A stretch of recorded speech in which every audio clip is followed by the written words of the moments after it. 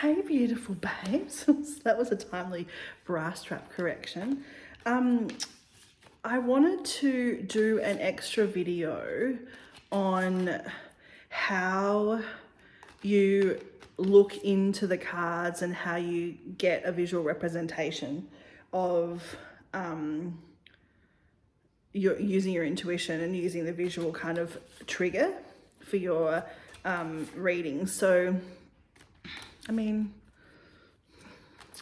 I do look a little bit disheveled, but that doesn't matter because we're all just here to tap into our intuition. But I'm going on my intuition. I'm just had this really strong pull to do an extra video for you. So I'm using the Omni Tarot, which is what I use for the opening ceremony. But I'm going to pull 3 different cards. Oh my God. All right. So when you're using your intuition and you're using cards, and whether it be Oracle or Tarot, they're always going to have a meaning. So your Oracle you might be using Angel Oracle cards, and the picture might have particular angel on them that has a particular meaning that sends you a particular message. With Tarot, as if you don't know Tarot, there are 4 different suites, and we've got Major Arcana cards, which is like major life turning points or big kind of moments in your life, and they all mean a different thing. And then you've got your different suites that all mean a different thing as well. You can go by those meanings, but it will stop gap your intuition. So you will only be able to get to a particular point for your reading. When you're using your intuition and when you're developing your intuitive skills, you want to be able to go deeper. You want to be able to get deeper messages, just because I believe that's a more rounded reading, and for you and for other people. So I'm using a tarot deck because I pretty much just have tarot decks now. That's because I feel they are stronger in their messages. But the cards I've pulled are 5 of Wands, the Death card, and 10 of Pentacles. These all have different meanings. 5 of Wands is where you feel as if you're fighting to say your piece and have your message out into the world, and for people to really truly listen to you and understand what it is that you're bringing out into the world. Death is a beautiful card. It is a symbol of an ending and a new beginning. So it's giving you an opportunity to release the old and bring in the new. And 10 of Pentacles is a beautiful celebration of you having all that it is that you desire in the world and all of your material possessions. So money, you've got a beautiful house, you've got your family around you, you're just really happy and celebratory. So you know the meanings of these cards. But when we remove the words, they have different meanings. So when I look into this card, after I've done my clearing, I've connected to source using that beautiful golden stream of light, I've called in Archangel Michael to protect, and I'm calling in the energy of having the best experience ever, that everyone gets the answers that they need to in this moment.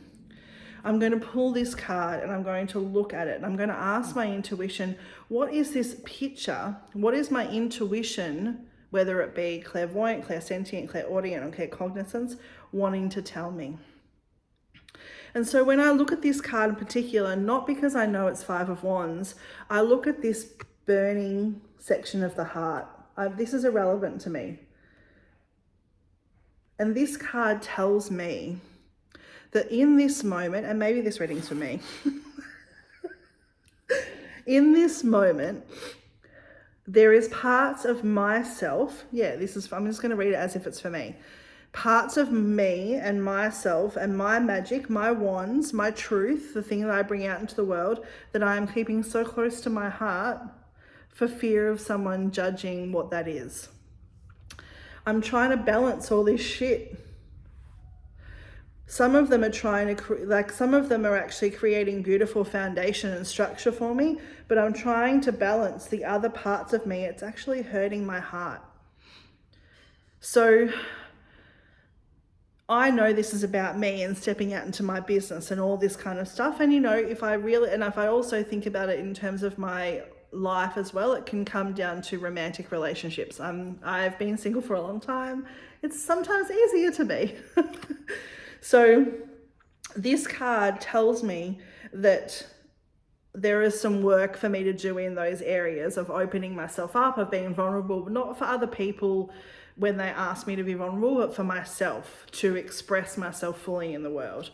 When I look at these two little buds on either side of these wands, I feel like that is telling me, and I'm hearing what it's telling me is that it's about allowing the structures that I already have to blossom before pouring on new things, because then that's when overwhelm happens, and that will make my heart burn even more, because I'll be like, oh my God, I don't even have time to listen or understand what my truth is. So that's what I get from this card. It's kind of Five of Wands, but not really, because I've actually engaging more deeply with the intuition and the message of the card than I am about anything else. This is the Death card. So I know in my mind as a tarot reader, this is the Death card. But when I remove Death, this card makes me feel more deeply connected to the goddess Hel. And she's one of the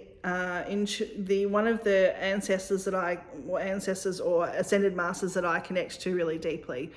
Hel is the goddess and protector of Hell. She is there to help people engage more deeply with their shadow side and acknowledge that their shadow side is a beautiful, beautiful thing. When I look at this card, I see that this is actually the Grim Reaper's kind of hook thing. But first off, instead of seeing it as a hook, I actually saw it as a crescent moon. So I take that message as in that as the moon moves out of new and into the kind of crescent waxing and waning stage, they are going to be the stages when I begin to fully understand the intentions I've set for the new moon and what I've released under the full moon. So I'm allowing myself to move through the different cycles of the moon. Her foot on the skull tells me that there are some old beliefs that I need to let go of that are actually holding me back. And these beautiful wings here tell me that I'm guided and looked after by the angelic realm. You wouldn't think that you'd get that from the Death card. But when you're engaging more deeply with your intuition and using these as a trigger to open up your intuition, the messages are very different. So that's why I use visuals and cards to be able to switch that part of you on. Now, Ten of Pentacles. In a traditional tarot deck, Ten of Pentacles is an old man sitting next to his golden retriever or a dog, looking out into the distance, and his family is like got this beautiful house behind them. There's all these beautiful rainbows, and like they're enjoying living their lives. They have everything that they need. In this deck, it's just two people with money around them, and it looks to be a heterosexual relationship. This doesn't really scream romance to me. This message and this card for me today tells me that when I'm engaged with both my Shakti and my Shiva, my feminine and my masculine energy, that everything in terms of finances and all the knowledge from Source and the moon will come to me, and I'll understand what it all freaking means. So this card actually tells me more about allowing myself to grow and glow. See that green kind of glow behind them? Grow and glow into my truth and allow both of those different sides to be whole and show up in their fullness. And then all of the things that I'm desiring will actually come. So that means, you know, rest and structure, knowing the money stuff and being able to play and be divinely connected to Source and experience really human feelings and those types of things. So when you're tapping into you're using a visual, that's how I read. I'm not really too worried about Ten of Pentacles, Death, and the Five of Wands. I'm more interested in what's coming up above all of the meanings of the cards, because then we get a much deeper reading. Now, if you're thinking about jewelry, you're tapping and using jewelry, this is my dad's mum's engagement ring. So I never met her, but apparently I look exactly, well, not apparently, I do look exactly like her. And she was a swimmer as well, which is kind of cool. So when you're engaging in using jewelry, you're wanting to clean it first. So we can clean our cards first, and by cleaning a deck of cards, I just tap the deck, and that's a vibrational cleanse. When you're using jewelry, you may not want to tap the jewelry. I place the jewelry in both my hands, and I close my eyes, and I pulsate beautiful golden light from my hands around the piece of jewelry, cleansing it. And my intention is that this beautiful golden light will cleanse the jewelry of any energy up into this moment, so that I can get the message that I need to. So when we're tapping into jewelry, we're wanting to feel and run our finger along the piece of jewelry, whether it's a ring or a necklace or a pendant or some earrings or a bracelet, even a watch. We're wanting to rub it in our hands and see what kind of comes up. This is much more about engaging with that claircognizance, that inner kind of knowing in your gut. Now, what's coming through for me with this ring is the message, and I hear it really clearly in my head, is why are you doubting yourself so much? If you were to take the action, you wouldn't feel the doubt.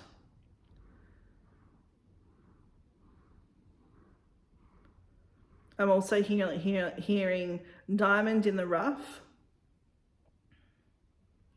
And rough is not the rough.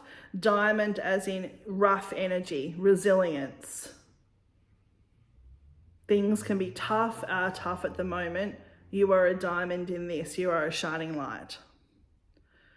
So see what I mean? It's about trusting that even if the wacky things come through, that's your intuition. Your intuition is the thing that tells you not to touch the hot saucepan when you're a kid. It's my washing machine going off, if you can hear that beep. Your intuition is the thing that tells you if someone's energy is off. You're like, well, I don't really know if I want to engage with that. It's going to send you down a rabbit hole, and that's completely okay. It just is about trusting even the wackiest thing, and that's okay.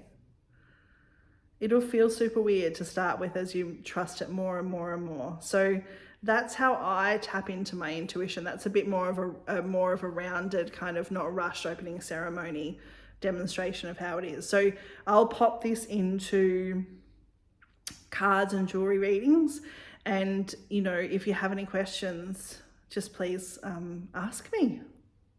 And we can get tapping into our intuition. Okay, love you. Bye.